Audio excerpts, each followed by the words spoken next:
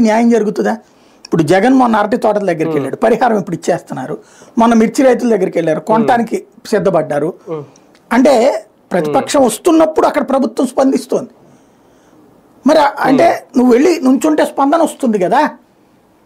నాయకులందరూ వైసీపీ వాళ్ళు చేయాల్సిన పని ఏంటి? మీరు వెళ్ళి గొడవలు చేయొద్దు, కొట్టక్కర్లా తిట్టక్కర్లా, వాళ్ళు ఆందోళన చేస్తున్నారు కదా.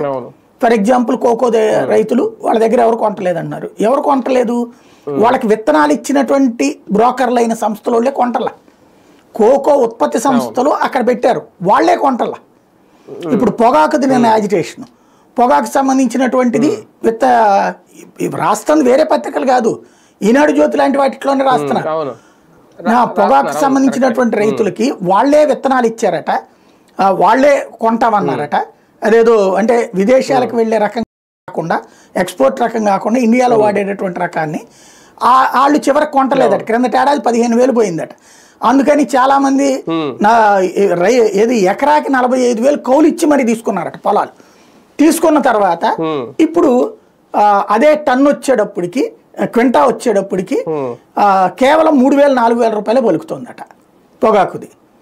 అదేదో బండ్రి పొగాకు, ఒకటేదో పేరు చెప్పారు, బర్లీ పొగాకు.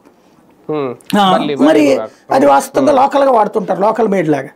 ఈ చుట్టల కింద వాటి కింద కూడా వాడుతుంటారు. ఈ మిర్చి కూడా అంతే కదా సార్, వాళ్ళు 13,000 వరకు వెళ్ళింది, 7,000 పడిపోయింది. ఇప్పుడు 7,000 నుంచి 9,000 అక్కడ కోకో నెట్ది అదే సమస్య, కోకో వాళ్ళది అదే సమస్య అయింది. ఇట్లాంటివన్నీ స్థానికంగా ఉన్న వైసీపీ నాయకులు, మరి ఎమ్మెల్యేలు, మంత్రులుగా చేసిన వాళ్ళు, ప్రతి జిల్లాలో కూడా మంత్రులుగా చేసిన వాళ్ళు ఉన్నారుగా, ఒకళ్ళు ఇద్దరు. వాళ్ళ